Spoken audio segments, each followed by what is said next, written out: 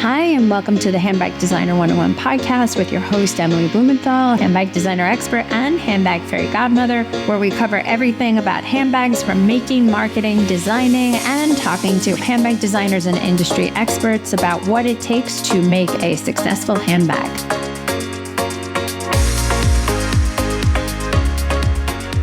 Welcome, Christina L, to the Handbag Designer 101 podcast. So happy to have you. Thank you so much, Emily. It's always so nice to see you. Hooray! We go way back because I've known you, I think, since you started at Hildun, where you are now Director of Business Development. And Hildun is a factor. So you want to talk a little bit about what you do there and what a factor is, and then we can jump in? Absolutely. I can't believe how long it's been, actually. I actually started at Hildun in 2007. It was very junior and green in the industry. I knew when I had interviewed at Hildun that we were a company that worked in fashion and also on the financial side, but I didn't really understand how it all worked. So, at the very beginning, I was learning and just trying to get a sense of the industry. And like I say, 17 years later, I've really come a long way. I oversee the global business development for Hildun. Hildun is a privately held bank. We are a factory company, essentially. We have headquarters in New York City as well as Los Angeles. We have a bit of a satellite office in the UK. I am in charge of overseeing business development initiatives. In addition, I run I guess we're at 10 right now, 10-person remote internship program. We have maybe a quarter of the interns that come in person, but we've really built out a system as a way to be able to give back for those, young associates who are just starting out, kind of like I was in the industry, very young and not with a lot of help. I was sort of a female in somewhat and a male dominated industry. I'm not talking about fashion specifically. I'm talking about, working in private banking and factoring. What's really cool and unique about Hildun is our focus in the apparel and accessory, luxury, contemporary space. So, what does that all mean in simple terms? We are helping to support the growth of these global grade businesses, either on the financial side, right? And or protecting them from taking credit loss. They often receive orders from retailers and the retailer would like for them to extend payment terms of 30 days or something like that. And Hildun assesses the credit risk of the retailer, provides really valuable information to the company so that they can determine how they want to go about their business. And because we're private, we can finance startup companies, right? So companies that are just turning a few 100,000 in orders or just launching and needing some help with their cash flow throughout their shipping cycle. So we've been there and helped a lot of people. And specific to what I do, I always like to say I'm a connector because I pair the brands with the various financing they need and also connect them to industry people that could be helpful. People like you, showrooms, accountants, etc. So just in layman's terms, what is a factor? Well, by definition, a factor is somebody who is purchasing an accounts receivable from a company and advancing the cash on the basis of the accounts receivable so that the store will then pay the invoice that's outstanding. So if I'm a designer who just trying to make it into the ideal new candidate, because obviously someone who's been around, who's had a functional business, is making money with many zeros, that obviously would probably be a better candidate for you because, they're established, they've been doing business, they have cash flow, they have traction, they have stores.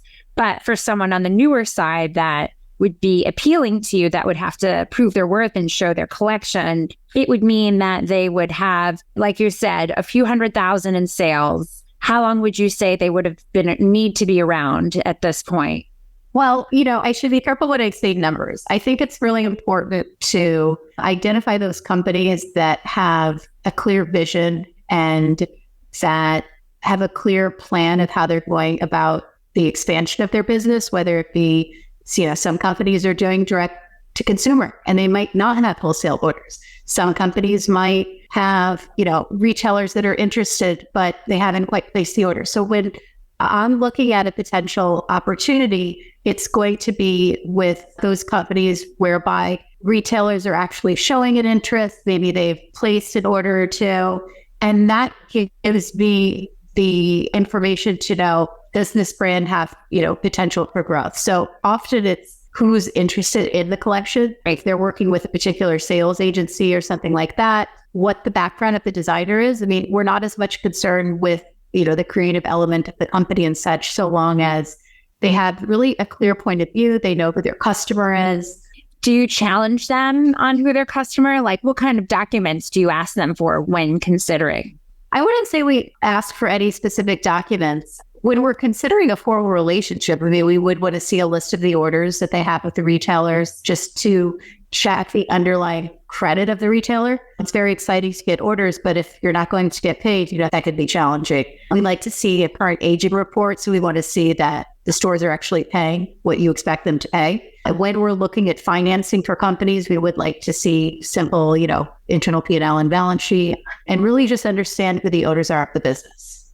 So in layman's terms, I'm a brand, I've got good traction, stores are buying from me.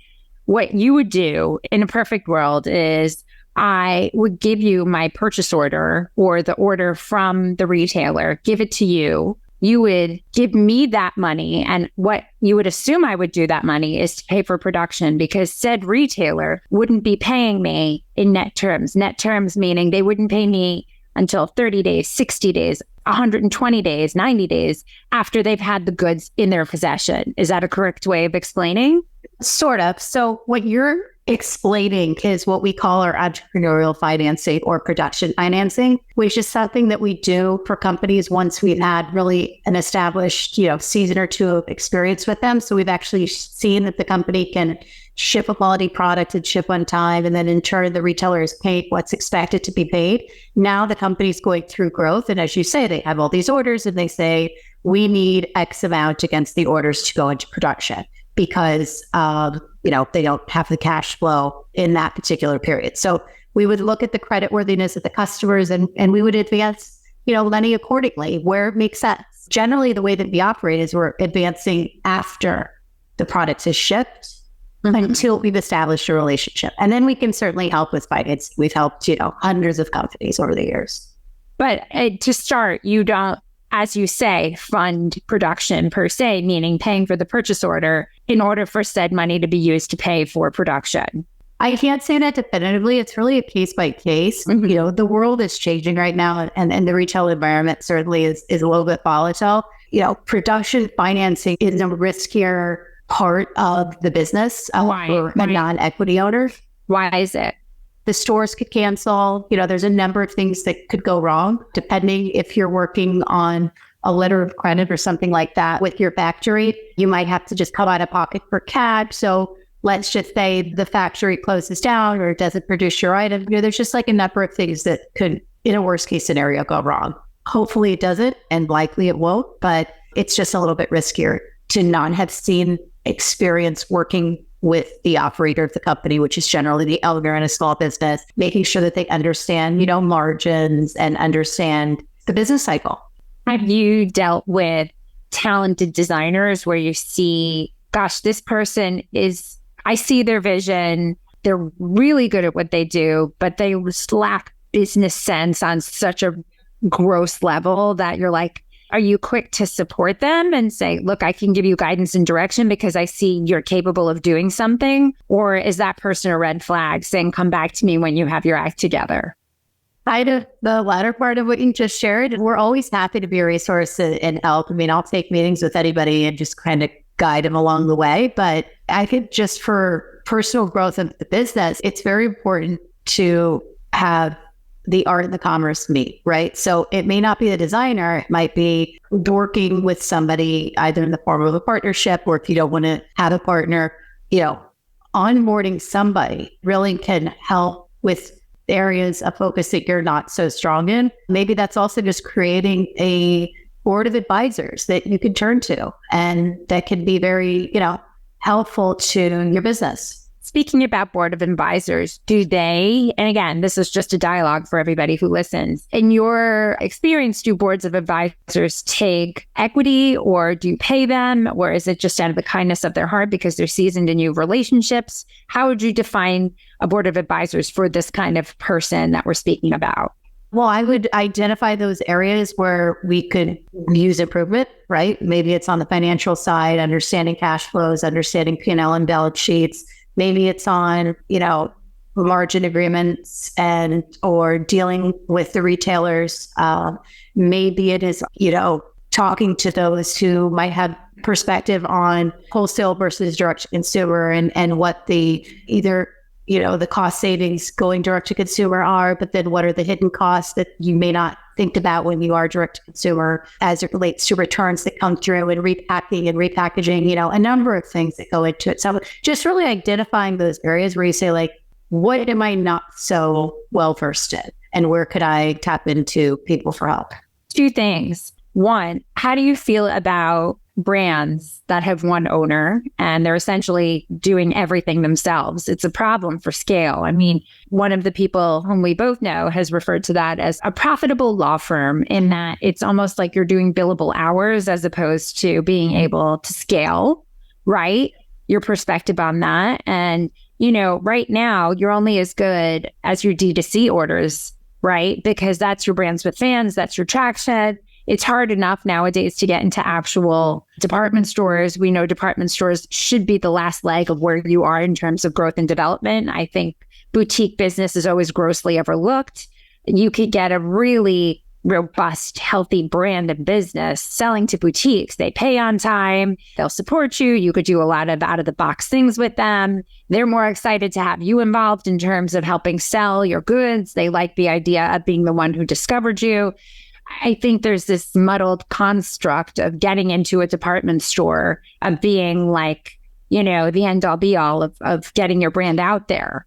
So can you speak to, and like in terms of what are hidden costs from a D2C business? I know this is a lot thrown at you, but you were offering so many incredible nuggets that I'm sure people are going to want to re-listen to this like 10 times. No problem. As it relates to shipping to the wholesale, larger department stores versus the specialty, I think you said it, very well. The specialty business gets overlooked often. And the real benefit about the specialty store business is often it's people that are buying who really know and understand who their customer is. They're not necessarily buying on trend. They're buying what's going to sell. And ultimately, it is a business. And you want to make sure that where your product is carried, that it's actually going to perform and it's going to sell. Because if you go back to the department stores, in some respects, just a number. And at the end of the month or at the end of the season, when, the buying team or the financial team look at the numbers and what the sell-throughs are, they're going to either continue or, drop lines based on performance. Whereas the specialty business, tends to have a little bit more mercy, I guess you could say, and a little bit more ability to, cultivate a stronger relationship. And you can switch things out if they're not selling, or, it's just a better overall outlet. Often does come a point where you can ship to department stores, but I suggest no guaranteed sell-throughs, be very careful what you agree to in terms of marketing agreements. And I would suggest not entering into a relationship on a consignment base, because it's very challenging for product to, sell and for you to get paid, because there's real no incentive, right, for the retailer to even open the box and get your product out of the floor. Let me tell you, I always tell designers, avoid consignment at all costs, because if you can find someone to buy your goods outright, then go there. Right. Nothing is sexy about not getting paid. Now, the only time I would ever say a consignment model could be like, okay, maybe for, if it's one dream retailer that you feel this is going to really put me on the map, right? If it's that key retailer that's getting global coverage and, like which story that. Like, which one would you say that would typically do a consignment basis that would be a game changer for a brand, in your opinion? I mean, it really depends on the category, but I think one that could just be handbags. Spoken about spoken about universally, Selfridges in the UK. I mean, it's been noted as the best department store in the world many times, many years. Yes. It's where you go to find really cool and interesting collections. And I think that would be one that you might consider, assuming that you can afford a worst case scenario that they don't pay, not that they don't pay. I'm not saying they don't pay, but I'm saying in general, a retailer. Right. If you ever wanted to start a handbag line and didn't know where to start, this is for you. Living proof proof that independent designers can make it big. Emily Blumenthal, who is one prime example. If you had dreams of becoming a handbag designer and didn't know where to start, this is for you. If you have a handbag brand and are in need of strategy and direction, this is for you. I'm Emily Blumenthal, handbag fairy godmother and handbag designer expert, and this is Handbag Designer 101, the masterclass. Over the next 10 classes, I will break down everything you need to know how to make, market, and manufacture a handbag.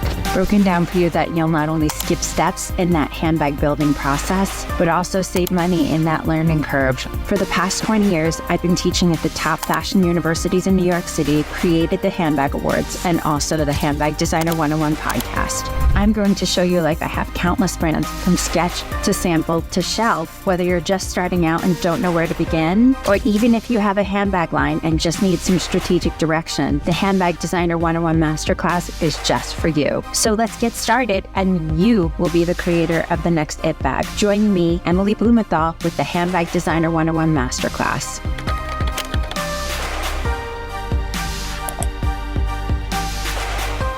This is all so interesting. Now, as a factor, and someone approaches you that has a very strong D2C, direct-to-consumer business, how do you evaluate them differently in terms of being a worthy asset to your brand portfolio versus a brand that has orders from department stores? Would you look at them saying, well, there's interest from department stores and therefore they're worthy of being part of what I do, or without that, it's just still not worth it?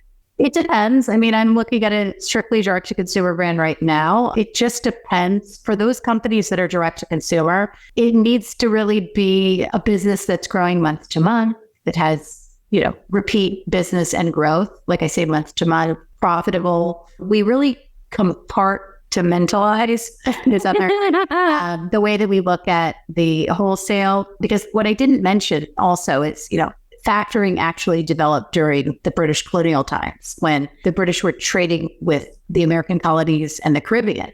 So they needed the ability to buy merchandise back, and they needed to understand that who they were buying from was actually going to pay. So as long as there's been trade and commerce, there's been a need for factoring, and that translates nowadays into you get an order from Saks or Macy's or Bloomingdale's or Neiman Marcus or any other specialty boutique. You need to be able to check the underlying credit of the customer. So that's the one element of what we do, which is the, traditional factoring, whereby we're not even advancing money. We're just telling them who's creditworthy and who's not. And in their, in a worst case scenario, the retailer doesn't pay, then if we've approved it and we said that it was okay to ship with terms, we're going to take the underlying credit risk in the event of a financial inability to pay. Then we, of course, have the financing side where we'll look at, does somebody need help with financing orders or financing invoices, that part. And then we'll look at it from a third perspective.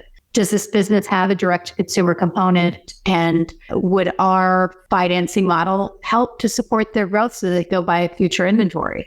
So we'll look at it kind of in three different folds. And as long as you fall into one of those three, we can look at it. Do you evaluate the brand's website, the brand's social? Do you ask for samples of the product? How deep do you go into investing to learn about this person and brand? Because essentially you're investing in them, right? And have you said, okay, your margins are off, you should be charging more, or you should charge? Yes and yes.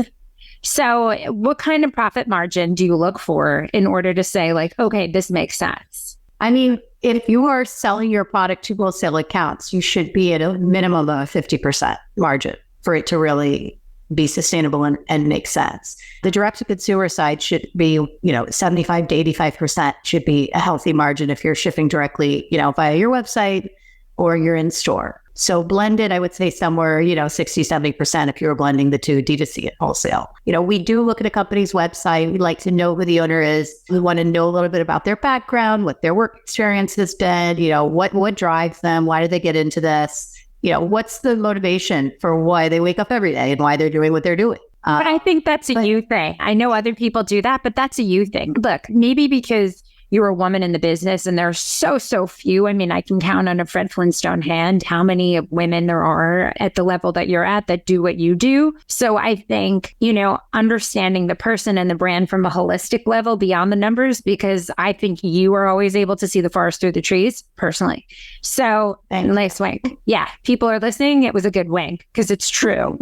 But I think to truly understand the designer, I mean, I know I've been with you and it's almost like a Shark Tank scenario. Like, why was 2017 so great and then you didn't have another good year until 2021? Like, you evaluate all those things and think like, oh, they had one bad shipment or their goods came in damaged and therefore they had to sell all that off and do a rebirth and a relaunch and a rejigger. Am I correct to assume that all that gets considered? Yeah, absolutely. I mean, there's a level of consistency that we like to see, and there's a level of growth that we like to see from year to year. So, we might want to see what was your history in, the past 2 years? What were your sales history? And then what do you project the next 12 months to be? Now, it's not to say I'm looking at a company right now that they're just going to be shipping their first season, autumn, winter in the apparel space. So they just, they booked 300,000 in orders, broken down with 8 different customers. And we're going to look at 8 different customers. Eight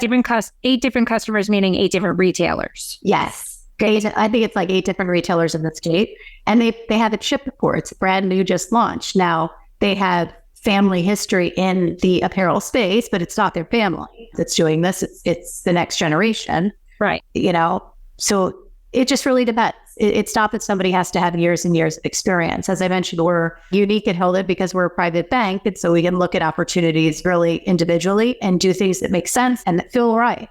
In terms of speaking about handbags, what trends have you seen in terms of brands that you are working with in terms of leather, non-leather, sustainable countries, price points? What, in your opinion, is going on for what you do? I mean, for what I do, what I see over the past couple of years, it's been a lot more in the resort. There's a couple names that come into my mind who are working with local artisans in whatever areas of the world that are able to scale also. And they're creating really cool summer resort bags that are transferable throughout the year just by tweaking a little bit of the design. But I've seen that. I think the price points, let's say the contemporary price points of $300 to $600 are still doing, well in the handbag space, or the ultra luxury, right? The ultra luxury just keeps getting more expensive and the demand just keeps increasing. Right. This is all so fascinating. Now, when you're saying resort, what materials are you speaking about? Again, I just want to get everything down to root. Cloth and straw, I would say. Okay. And then what about you? Yeah. I mean, I deal with everybody. Everyone. I mean, it's like there's always new things and new people to learn and new people to meet. Having just run an incubator, it was really interesting. Like, again, having dealt with designers for so long, seeing the pushback of designers who want to remain exclusively leather, and then seeing the designers who want to remain exclusively sustainable, and then trying to decrypt. Again, everything comes down to customer. Does your customer care, and are they willing to pay for it? Mm-hmm. And, the one thing I always emphasize with the designers with whom I work, take the time to analyze your orders, analyze where they're from, analyze the people who are purchasing, and then get a deeper dive. And if you're able to understand what they do with those bags, how they use them, and recognizing that 80-20, that 80% of your business comes from 20% of your customers, are you protecting and fostering and nurturing? And, as we say, Panuki, are you giving them love to that 20%? Because you need them to come back. Because with a small business, that 20%, it's your customer acquisition cost that you don't need to pay for. So it's there. It's free, essentially, if you do the work. Like, do you know their birthdays? Do you know their family? Do you have a track of the orders that they purchase? Are you able to follow up with them and therefore say, you bought this bag 6 months ago. The weather has changed. Maybe you'd like this bag, and do it in a non-obnoxious, stalkering way. Those kinds of details that I think are free and there for the taking, that, again, for a small business, they just get so swept up in existing that all of these details are so hard to do, but it's there. It's there, and it could help your bottom line, and it could help you grow your brand and business, especially because so many people, 9 times out of 10, it's just them or them and, a handful of people that they pay to help just to pack and ship and deliver, and perhaps a marketing person, perhaps a publicist. And I tell people, start out doing everything by yourself: marketing, shipping, packing, PR, everything. Because unless you know what all those things are, if you start to outsource, number one, you're never going to know how well of a job people do for you or how poor of a job.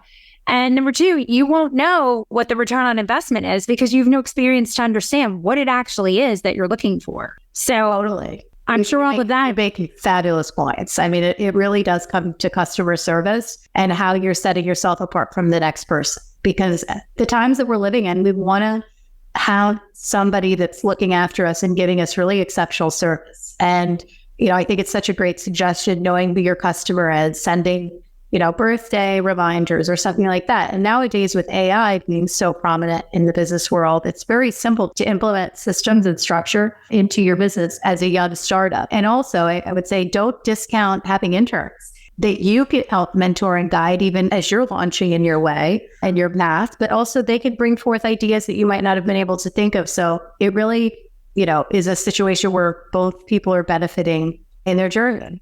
Yeah, 100%. You, I know, also travel a lot. Lucky you. I guess it's a plus and a minus as a mom. Well, I'm a Sagittarius, so Oh, yeah, okay. Oh my God. I'm a Sag. Because you and my son share a birthday, you and my daughter share a birthday. The 22nd or the 21st? Because I'm the 22nd. Oh, okay. No, July 5th. Somebody shares a birthday. Not on my end. It's just you and my son. Oh, okay. Got it. Okay. I mean, we could go through my all 3 kids and cross-pollinate or cross-check the birthdays. But being someone who never actually followed anything astrological, I only knew my sign. and I knew my daughter's because she was my first. But with my oldest son, when you're like, oh yeah, what's it like having a Sag? And I'm like, oh, he's a Sag. Okay, cool. So now whenever I hear I'm a Sag, I'm like, oh, it's the end of November. Okay. Exactly. Got it. No, 27. There you go. Wow, you're good. Well, it's my son's birthday. And we share the birthday. That's right. Yeah. And FYI, what day is it? In 3 days, you're celebrating your 3/4 birthday, just in case you were concerned. Yeah. Yeah. I know everything needs to be celebrated in this house. You don't even know. So in terms of people approaching you approaching people, how do you look for talent? What do you do? I'm sure people find you, but how do you find people? What do you look for that you're like, hey, I have something that you might need? Like, what's your process? Because I know you've got so many people and things going on. How do you work? Because I know people approach you. Like, how does all that work?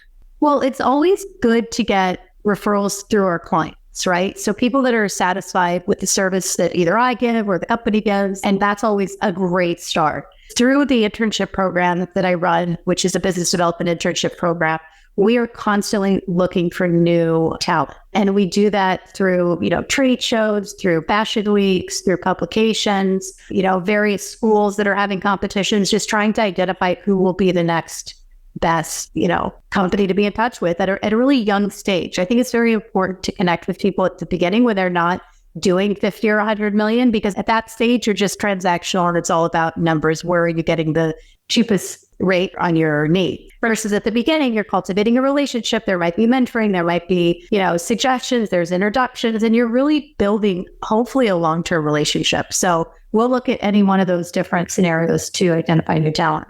So it's essentially almost like you're a scout, right? You're trying to get people at the early stage in hopes that you're betting on the right horse, that yes, we see this person, we see their talent, we see what they're capable of. Correct. We believe that they will, hopefully, with the time value of money that you've put in, that you'll get an ROI, or return on your investment, for the mentorship, the connections, the outreach, and so forth on your end. Totally.